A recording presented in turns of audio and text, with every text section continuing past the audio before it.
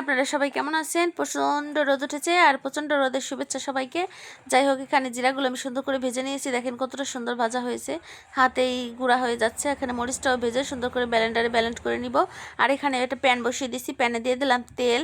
এখানে তেল দিয়েছি সরষের তেল। এখন আমি ছানাটা সুন্দর করে ভেজে নিব। ছানাটার আসলে কাটিংটা ভালো হয়নি।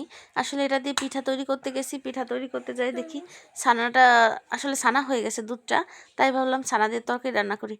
যাই হোক, আলু দিয়ে তরকারি রান্না করবো। আলুটা সুন্দর করে ভেজে নিয়েছি আর একটু তেল দিয়ে দিলাম। তেল দেওয়ার পরে মশলাটা, এখানে আমি যেহেতু নিরামিষ রান্না তাই এখানে জিরা বাটা, আদা বাটা আর কাঁচা লঙ্কা, শুকনো লঙ্কা বাটা দেওয়া হয়েছে। এগুলো দিয়ে সুন্দর করে কষিয়ে নিচ্ছি। সুন্দর করে কষা কষা হলে তারপর আমি জল দিয়ে দেবো। জল দেওয়ার পরে কিন্তু কত সময় রান্না করে নিব, তারপরে ছানাটা দিয়ে দিব, তারপরে ব্যাস হয়ে গেল আমার রান্না। যাই হোক, রান্না করার মাঝে কিন্তু ফোড়ন অবশ্যই দিতে হবে, ফোড়ন না দিলে আমার ভালো লাগে না। তো এই যে দেখেন কত সুন্দর কালারটা আসছে। এখন আমি ফোড়ন দিয়ে দিব। ফোড়নে দিয়ে দিছি 2টা তেজপাতা আর গোটা জিরে দিয়ে দিচ্ছি। তারপরে এই যে ফোড়নটা দিয়ে নিলাম। এখন সুন্দর করে আমরা রান্নাটা করে নিব। আসলে রান্নাটা আমি আর আমার মা করেছি। মাকে বললাম, মা এইভাবে রান্না করেছে শাশুড়ি মা। আর মাকে প্রথমবার আমি রান্না করে খাওয়ালাম, এটা খুব ভালো লাগলো।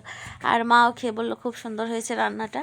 অনেক সুন্দর রান্নাটা হয়েছিল। আসলে খেতেও কিন্তু অনেক মজাই লাগে এইসব তরকারি। মাছ, আমি মনে করি মাছ, তারপরে যে মুরগি, সব কিছু থেকে ঊর্ধ্বে অনেক মজার খাবার যদি রান্নাটা সুন্দর হয়। এখানে আমি ধোকাও রান্না করব, তাই ধোকার জন্য এই যে ময়দাটা সুন্দর করে আগেই ভিজিয়ে রেখেছিলাম।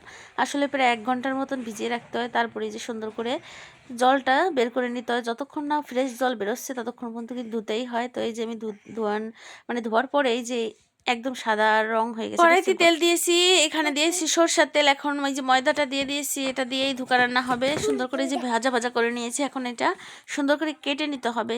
তো এখানে রাখলাম, রাখার পরে আমি কেটে নিয়েছি। তারপরে এখন এই যে তেল দিয়ে দিছি, তেল দেওয়ার পরে এখন আলুগুলো ভেজে নিব।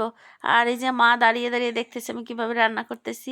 মার কাছ থেকে অনেক কিছু শিখি আমরা, মাও অনেক কিছু শেখায়। তো এখানে যে ওইভাবেই রান্না করতেছি, যেভাবে আমি ওই আগের রান্নাটা করলাম এই রান্নাটাও সেম করতেছি। তো ঢাকনা দিয়ে ঢেকে রেখেছি যাতে আলুটা তাড়াতাড়ি সিদ্ধ হয়।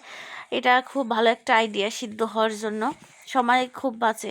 তো এখানে আমি ধোকাগুলো আস্তে আস্তে করে দিয়ে দিচ্ছি। ধোকা দেওয়ার পরে সুন্দর করে কিন্তু আমরা নাড়াচাড়া করে তারপরে নামিয়ে নিব। আর ফোড়নটা আমার মা দিয়েছে ধোকার।